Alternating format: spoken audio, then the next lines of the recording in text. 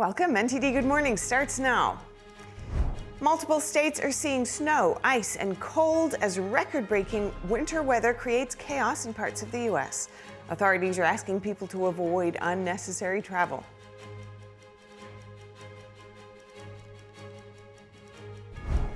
Tensions in Minneapolis are escalating after a second fatal shooting by federal agents. This one involved an armed man that administration officials say was shot in self-defense. Following a second fatal shooting in Minneapolis, Senate Democrats are threatening to block ICE funding. Lawmakers have 5 days to avoid a partial government shutdown.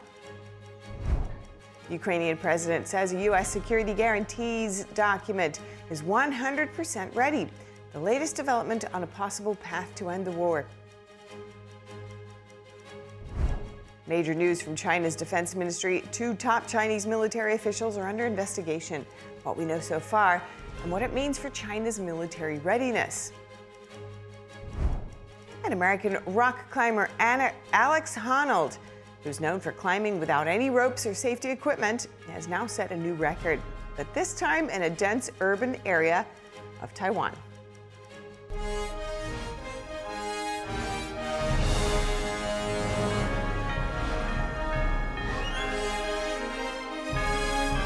This is NTD Good Morning, live from our global headquarters in New York City. Here are Stephanie Cox and Carrie Dunst. Good morning. Thank you for joining us today. It's Monday, January 26th. You're watching NTD Good Morning. Today's top news: a massive winter storm bringing freezing temperatures, icy conditions, and widespread power outages to millions across the U.S. From Arkansas to New England, many places saw over a foot of snow, with harder hit places reporting up to 2 feet. Temperatures also reached record lows, with some places going far below zero and wind chills making conditions even worse. In New York City, Mayor Zohran Mamdani said at least 5 people were found dead outside. And the Louisiana State Health Department says 2 men died of hypothermia there. Most schools in the Northeast will be having a snow day today. New York City public schools will still be holding classes online. Over 20 states declared a state of emergency. Here's more on Winter Storm Fern.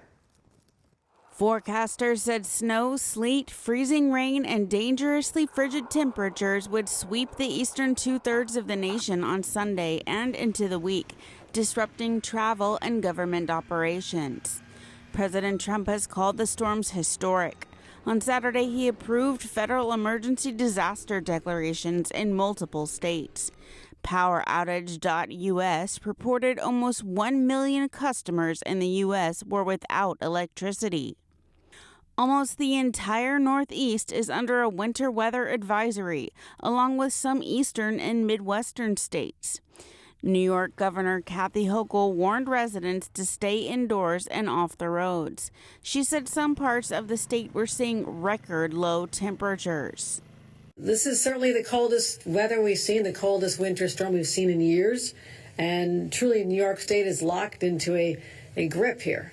An Arctic siege has taken over our state and many other states across the nation. And the snowstorm we've been expecting is now underway, but it is brutal, it is bone-chilling, and it is dangerous. Ice storm warnings are in place for some southern states, including parts of Georgia, Tennessee, South Carolina, North Carolina, Mississippi, and Kentucky. The majority of Texas, Louisiana, Oklahoma, and Mississippi, along with portions of Alabama and Minnesota, are under extreme cold warnings. As long as this doesn't last for 4 or 5 days, I don't think it's really going to be an issue, other than if the rain freezes, snapping power lines and stuff like that, which is a lot worse than the last time the grid went down, because that's harder to repair than just taking stress off. Flight tracking website FlightAware reports more than 11,000 U.S. flights scheduled for Sunday were canceled. Over 4,000 flights were canceled on Saturday. And so far, 2,400 flights for Monday have also been canceled. Washington, D.C.'s Ronald Reagan National Airport said airlines canceled all flights at the airport Sunday. At the Capitol, some families were enjoying the storm and using it as an opportunity to have some fun. We just live nearby. We wanted to give the kids a chance to play in the snow, and we had been hearing all week about snowpocalypse. Everyone was worried about it, but honestly, we're pretty excited. The National Weather Service's latest forecast for Sunday through Monday morning calls for heavy snow from the Ohio Valley to the Northeast, including up to 18 inches in New England. Much of the Southeast and parts of the Mid-Atlantic are expected to get rain and freezing rain. Forecasters predicted bitterly cold temperatures and dangerously cold wind chills from the southern plains to the Northeast in the wake of the storm, bringing prolonged hazardous travel and infrastructure impacts. The Department of Energy has issued emergency orders to protect the power grid during Winter Storm Fern. One order affects the nation's largest electric grid operator, PJM Interconnection. Secretary of Energy Chris Wright said maintaining affordable, reliable, and secure power in the PJM region is non-negotiable. He added that the previous administration's energy subtraction policies weakened the grid, leaving Americans more vulnerable during storms like this. Another order allows the deployment of backup generation assets in Texas. Wright said his office will continue taking action to ensure the 35 gigawatts of untapped backup generation that exists across the country can be deployed as needed. According to power-to-outage.us, about 800,000 customers are currently without power. And staying with weather news, flight tracking website FlightAware reports that more than 11,000 U.S. flights were canceled yesterday. To discuss these weather disruptions, I spoke with Jen Ruiz. She's a travel blogger and author, and I asked her what she's seeing in terms of impact on travel. So we're seeing a lot of people that are unexpectedly being stranded after a connection. So if wherever possible, avoid taking a connection because that additional flight gives you an extra chance of being delayed. I saw somebody who connected through Key West and then was unable to move forward because the Key West flight was coming in from Dallas. So it's not always where you're departing from, but where your incoming airplane is and whether they're having disruptions. Additionally, you're having issues with crews timing out across the country. There are federally mandated limits on how long airline crews can work. And so because of that, you're having shortages related to staffing that are directly related to the weather and don't trigger compensation as a result. Right. And how about the folks who may currently be stranded? Any advice for how to deal with that, or, anyone who may encounter that kind of thing?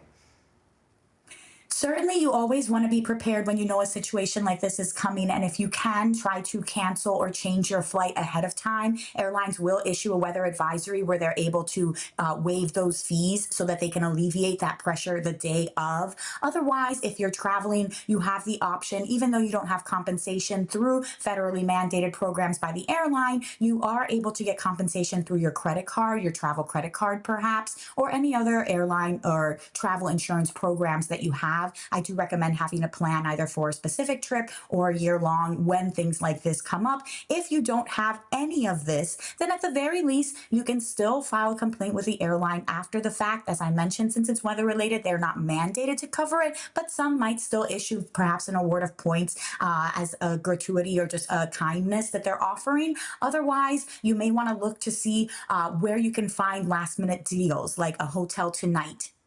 Okay, and how about the week ahead? Folks who may be uncertain as to whether their travel will be impacted, what are the prospects? So definitely you want to double check and make sure if your airline is offering that ability to waive any changes. I think beyond Wednesday, you should be okay, but it's really the next immediate 2 days because you had those mass cancellations from Sundays, those flights now filled for Monday, everybody rebooking for Tuesday. I think Wednesday moving forward, you should be all right. But if you are planning to travel Monday or Tuesday, you may want to see if there's any alternatives. You definitely, if you already have a ticket, want to make sure that you are checked in, right? That you are doing everything early and on time so that you don't have any chance of potentially losing your ticket. And you want to get there very early because you never know what the delays might be. A site like FlightAware, which you mentioned when we started, will tell you where your aircraft is coming from so you can have a better idea if it's coming from a region that specifically has been affected. Very useful. I'll be taking a flight on Wednesday, so Thanks for that. Okay, now the one travel group that is celebrating is actually skiers, you could say. The Northeast having a great year, but many places like Colorado are behind in snowfall this season. So how's this storm being received? I think that travelers are definitely disgruntled. Nobody likes to see that disruption, but it is nice to have the season, right? I just saw the footage that you aired of New Yorkers being able to enjoy Central Park in a different way. So definitely skiers, definitely anybody that's interested in winter wonders, right? This is a great time. We've seen Northern Lights activities like nowhere else this year. It's been the most activity ever. You can do ice caves. You can do I've seen dog sledding, and I've seen people looking for animals like polar bears even. So with this increased Arctic activity, you do have the ability to celebrate in style. Canada does ice castles. They do dining out on frozen lakes. So there's a lot that you can anticipate with the season. It can definitely be celebrated and used to the maximum. Amazing. And final thoughts for any folks who might be missing out on all of this snowy fun? Stay warm and be happy that you're not having to deal with any potential travel disruptions.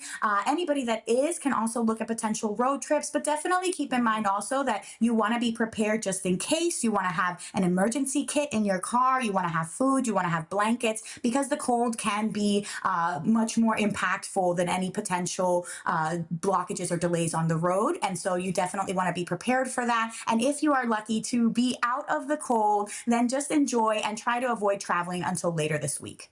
Certainly dug up my flashlights and made sure that we had all our emergency supplies over the weekend, just to be sure. Right there with you. Thank you so much, Jen Ruiz. And a business jet carrying 8 people has crashed in Bangor, Maine. The condition of those on board is not currently clear. The FAA said yesterday the jet took off from Bangor International Airport shortly before the crash. In a statement last night, the city said first responders were on the scene, with Police Sergeant Jeremy Brock telling NBC more information could become available this morning. The crash comes as a major snowstorm makes its way across the Northeast, as you've been hearing. The airport remained closed overnight. The FAA says it will investigate the crash along with the NTSB. And flight tracking website FlightAware reports more than 11,000 U.S. flights were canceled yesterday. To discuss these weather disruptions, I spoke with Jen Ruiz. She's a travel blogger and author, and I asked her what she's seeing in terms of impact on travel. Well, the timing is interesting on a late Friday before a major snowstorm, but it also follows the State Department's similar strategy, and of course, in December, the national security strategy. So you got to look at it in all that context. But top line, nothing really is surprising in this, and it follows what clearly the president's been executing the last 12 months or so. All right, let's take a broad look here. Will it make the world a safer place, in your opinion? You know, we've got European allies, for example, getting worried about both dominance and withdrawal of U.S. military presence in various areas, Ukraine, Greenland, to name a couple. So how do you see this national strategy impacting the world broadly? Well, I mean, the document is really just a piece of paper. It's how Technical glitch there. That was Brent Sadler from earlier today. Next, the fatal shooting of an armed man by immigration agents in Minneapolis has thrust Operation Metro Surge deeper into the nation's spotlight. NTD's Daniel Monahan has reactions to the death of ICU nurse Alex Pretti on Saturday. Federal officials say nurse Alex Pretti was wielding a gun before he was sprayed with a chemical irritant, pulled to the ground, and ultimately shot by a Border Patrol agent. Minnesota Governor Tim Walz and Attorney General Keith Ellison reacted to the shooting, urging President Trump to get ICE out of Minnesota. What's the plan, Donald Trump? What is the plan? What do we need to do to get these federal agents out of our state? You thought fear, violence, and chaos is what you wanted from us? And you clearly underestimated the people of this state and nation. Walz says Minnesotans believe in law and order. We believe in peace, and we believe that Donald Trump needs to pull these 3,000 untrained agents out of Minnesota before they kill another person. And we're up here telling another story of a Minnesotan just trying to live their life without the interference. And tomorrow morning, I'm going to be in federal court with my team arguing for a restraining order against Operation Metro Surge. DHS Secretary Kristi Noem on Saturday called the alleged actions of the person killed in Minneapolis domestic terrorism. When you perpetuate violence against a government because of ideological reasons and for reasons to resist and perpetuate violence, that is the definition of domestic terrorism. House Oversight Chairman James Comer blamed Minnesota officials for inciting violence. We have a governor, an attorney general, and a mayor of Minneapolis who are getting people jacked up, trying to get them, convinced that this is, some type of illegal raid, that all their lives are threatened, and they've got all these white liberals coming in, trying to run over ICE, trying to, spray them and do everything to disrupt.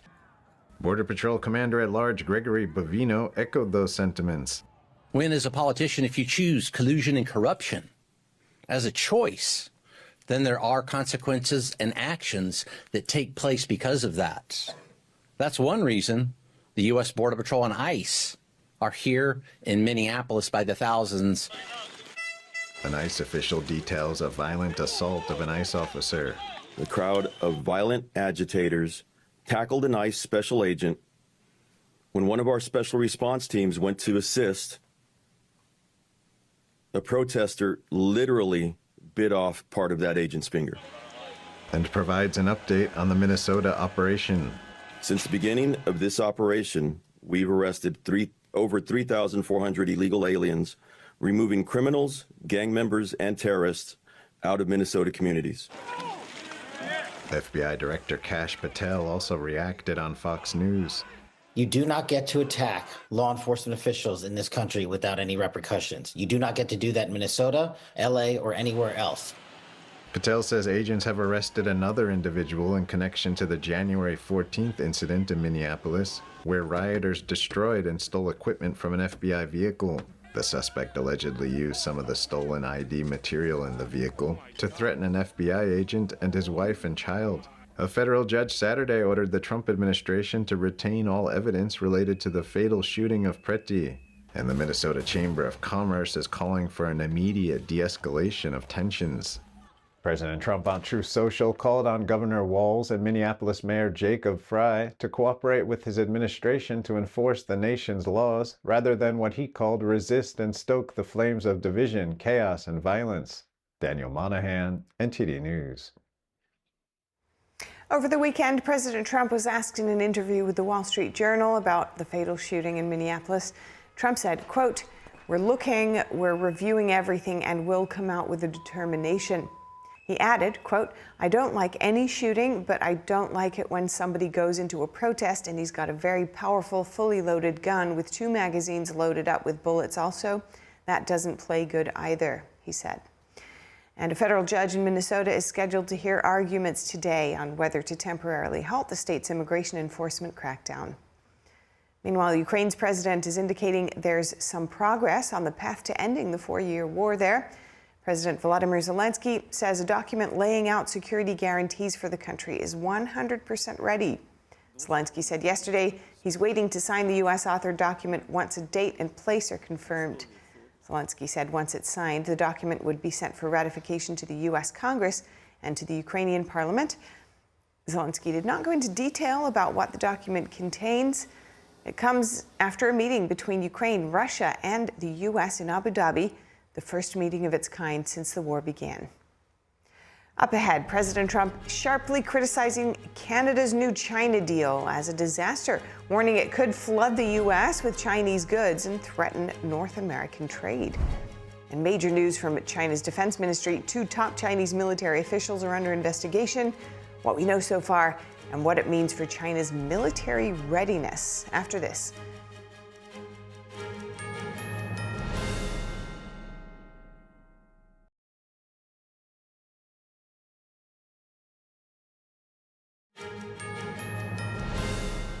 Welcome back. President Trump is sharply criticizing Canada's new agreements with China, warning the country is systematically destroying itself.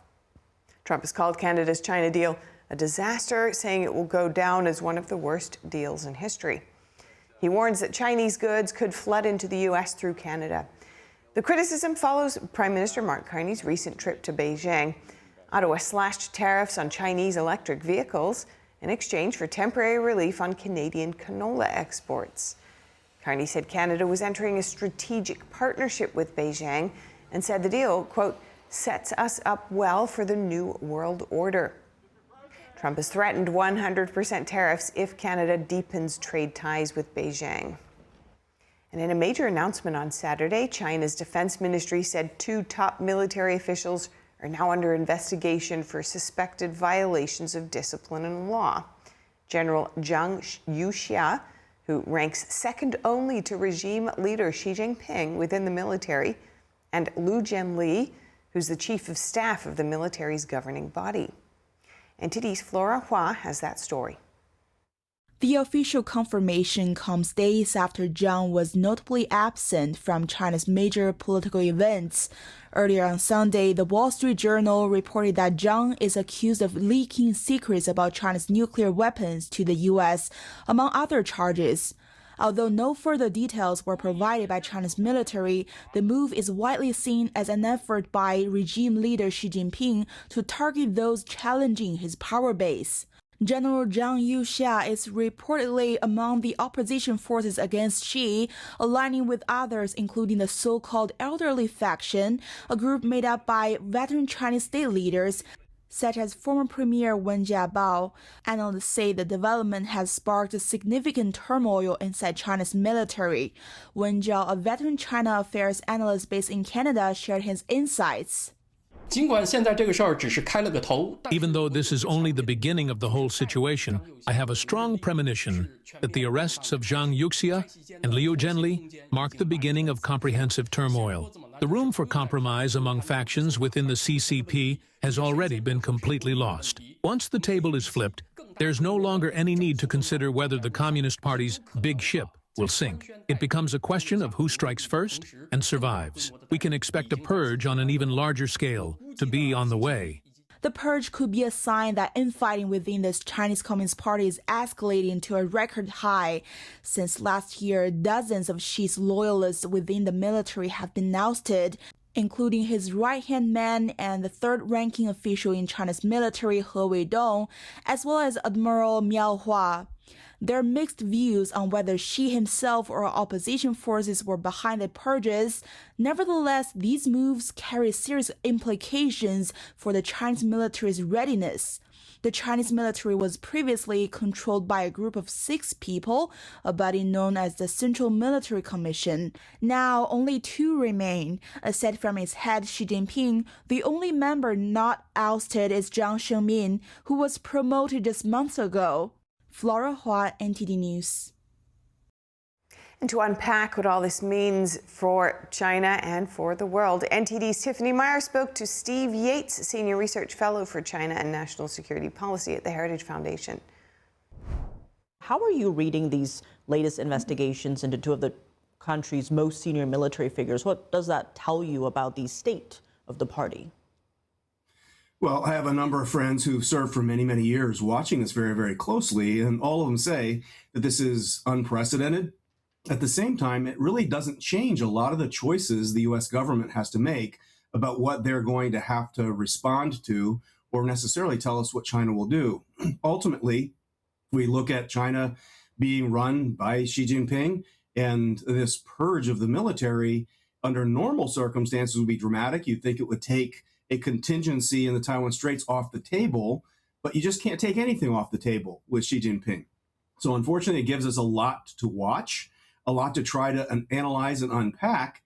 And I would bet that the NTD audience has as good information as anybody about this, but unfortunately, we still have a powerful government that could be irresponsible at any time. And they have these trials and tribulations in the military leadership that are going to continue. I mean, as you noted in the intro, this is not the first. They were barely left with anybody at the top of the Central Military Commission at this point. So we have to see where they go politically. I want to dig into that Taiwan aspect because these 2 were the last generals with real war experience. What could that mean in terms of a Taiwan contingency?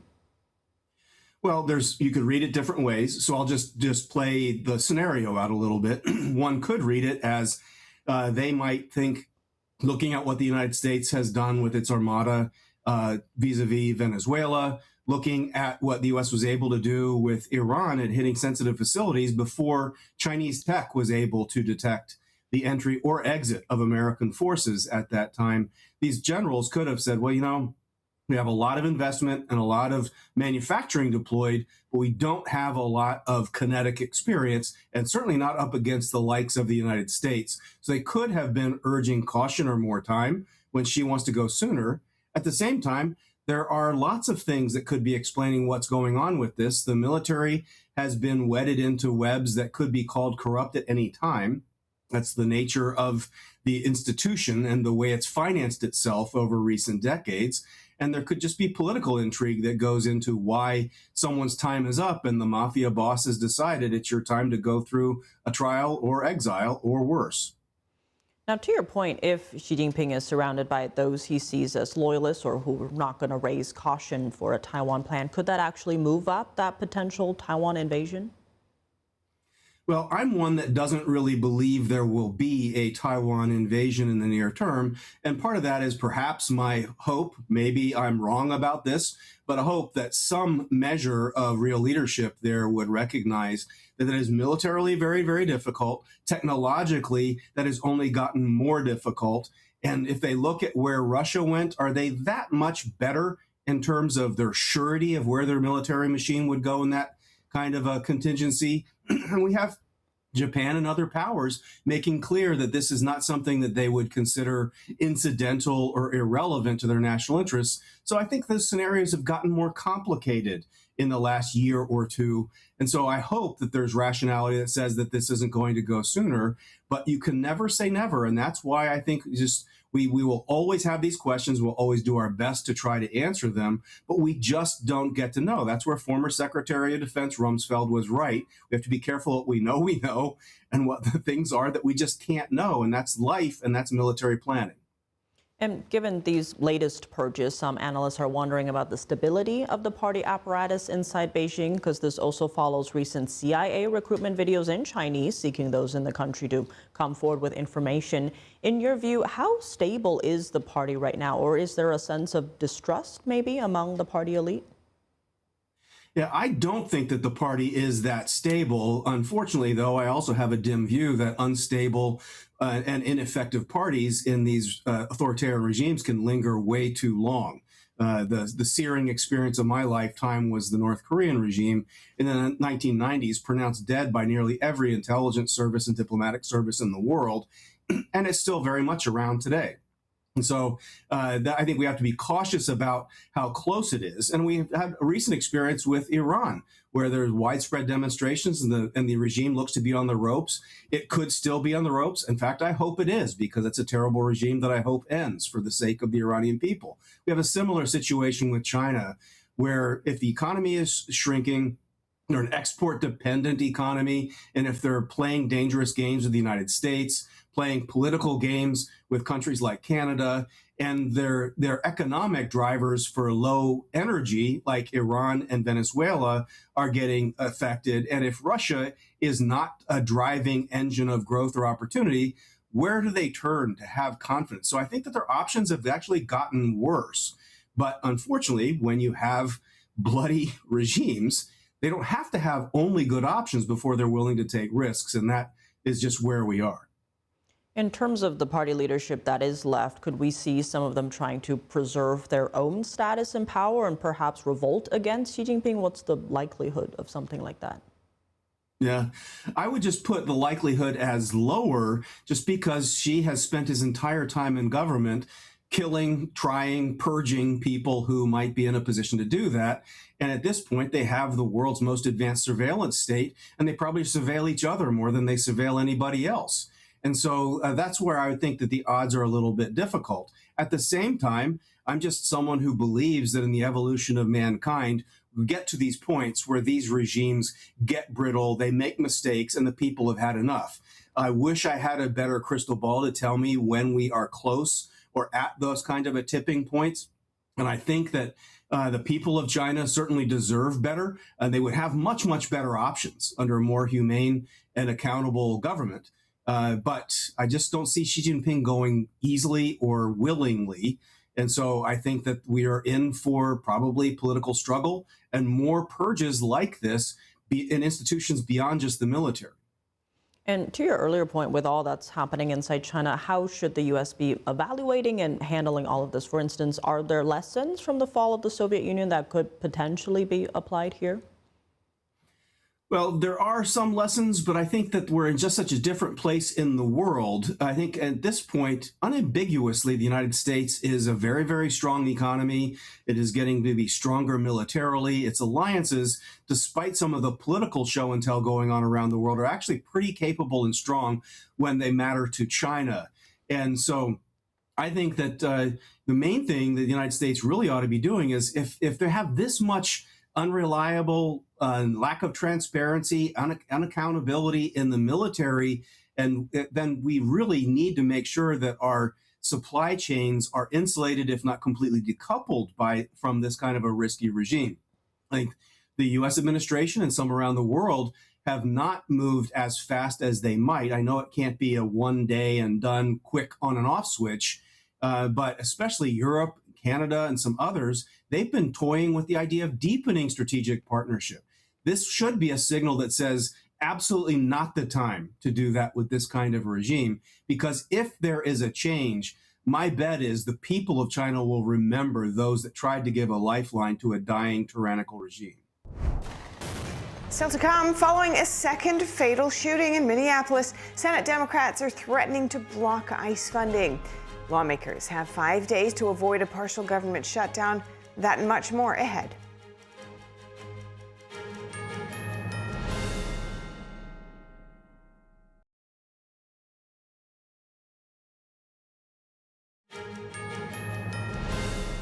Welcome back. Lawmakers racing the clock this week to avert a partial government shutdown.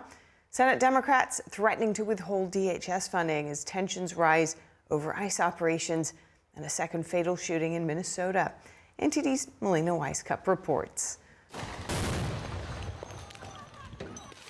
Senate Democrats attempting to pressure Republicans in Congress to restrain ICE. Minority Leader Chuck Schumer says his caucus won't give Republicans the votes needed to avert a partial government shutdown if DHS funding is part of the package. I'm not endeavoring to fix every single problem that exists in the Department of Homeland Security, but we should only vote for a bill that puts constraints on this lawlessness. The demand comes as tensions rise in Minnesota over the Trump administration's immigration enforcement efforts. The administration has repeatedly defended its authority to ramp up ICE operations in the states. Our operations are lawful, they're targeted, and they're focused on individuals who pose a serious threat to this community. They are not random, and they are not political. They are about removing criminals who are actively harming Minneapolis neighborhoods. A second fatal shooting in Minneapolis over the weekend, pushing a key Democrat over the edge.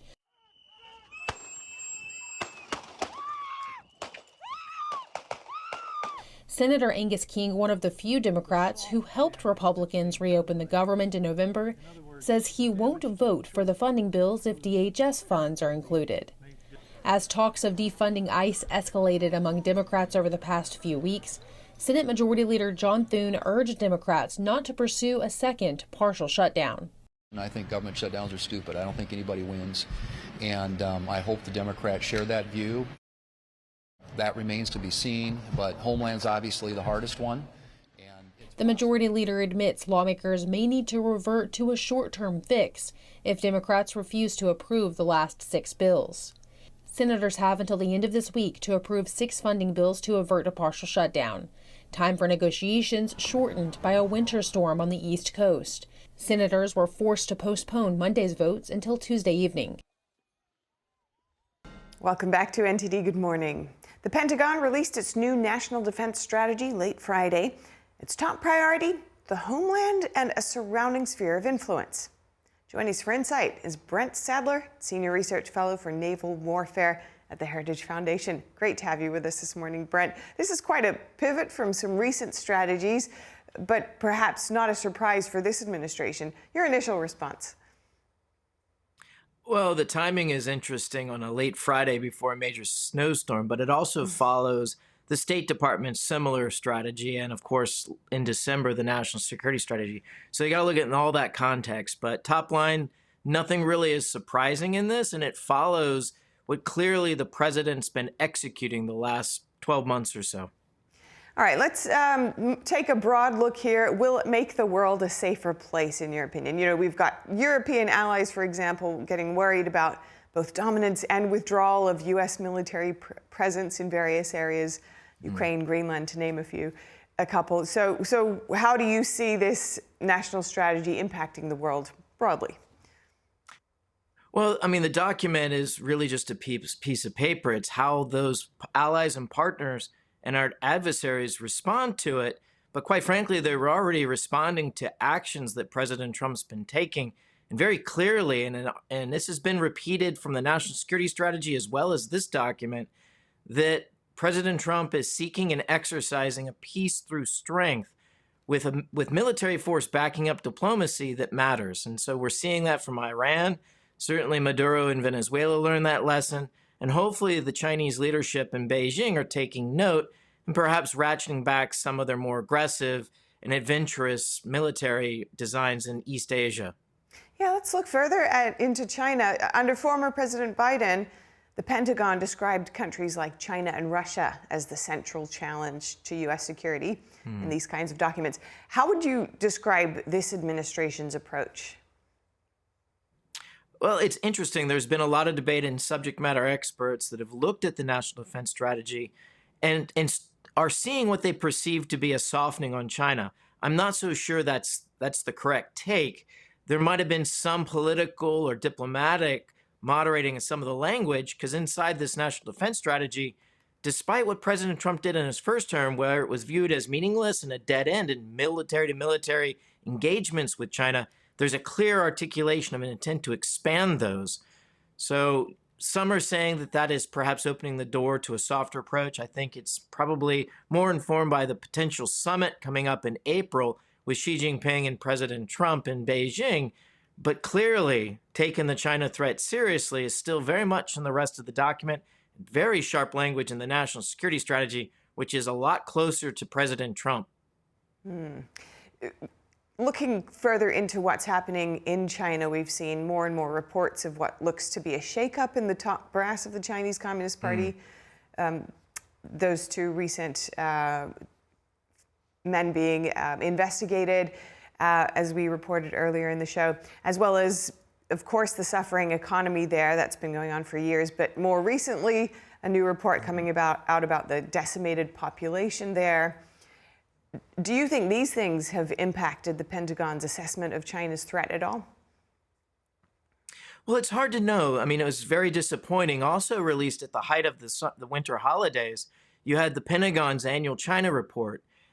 Was largely kind of forgotten because of the timing of it. But what was most disappointing is many of the very significant events that occurred in 2025, military exercises, provocations, bilateral military diplomatic overtures to the Chinese Communist Party were not mentioned. So it's hard to get a gauge as to what exactly the assessment is. But very clearly, China remains on track for making sure it has a military able to wage and win a war over the fate of Taiwan in 2027. And there certainly isn't no backing down on that assessment clearly in any of these documents.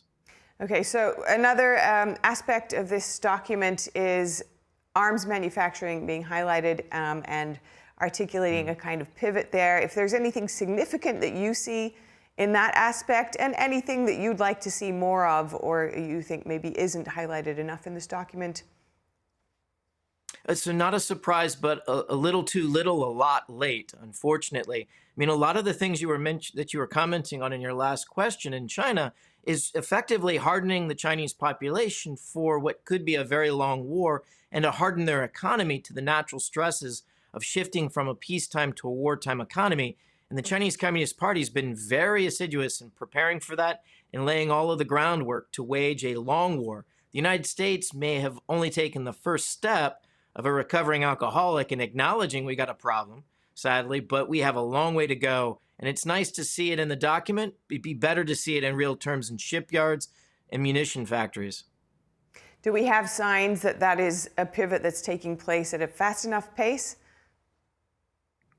There's been some movements. I would credit mostly the surprise to many that we couldn't produce enough 155 artillery rounds during Putin's invasion of Ukraine, but it's still not enough.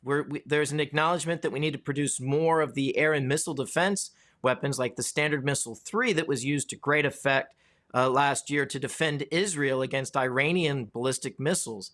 The production rate of that is still far too slow, and the amount of activity by the industrial base is just not really grappling with the scale of the problem. It needs to be a national emergency, and it's nice to see similar language to that effect in the National Defense Strategy. But again, that is just a document. We need to see money, and we need to see ground being broken on new factories. And we'll be watching that closely for any developments. Thank you so much for your time this morning, Brent Sadler. Thank you. Gold surged to a record high above $5,000 an ounce today. Investors are piling into the safe haven asset amid rising geopolitical tensions. Escalating friction between the U.S. and NATO over Greenland has added fresh momentum to gold's advance this year. Gold soared 64% last year, its biggest annual gain in more than 40 years. Prices have been setting records over the past week, already rising more than 18% this year. Analysts are expecting prices to climb even higher, peaking at around $5,500 an ounce later this year. Silver is up too, climbing above the $100 mark for the first time on Friday. And Super Bowl 60 is now set. It will be the New England Patriots facing off against the Seattle Seahawks. That's after the Seahawks knocked off the Los Angeles Rams in the NFC Championship yesterday, 31-27, to punch their ticket to the big game. Quarterback Sam Darnold led the way, throwing 3 touchdowns. This will be the Seahawks' 4th Super Bowl appearance and first in 11 years. The Patriots clinched the AFC Championship after beating the Denver Broncos 10-7 in snowy conditions. The Broncos were without their star quarterback, Bo Nix. He broke his ankle in the final minutes of Denver's win over the Buffalo Bills last weekend. This will be the 12th Super Bowl appearance for the Patriots. Super Bowl 60 will take place on February 8th at Levi's Stadium in Santa Clara, California. Up ahead, American rock climber Alex Honnold, who's known for climbing without any ropes or safety equipment, has now set a new record, but this time in a dense urban area of Taiwan.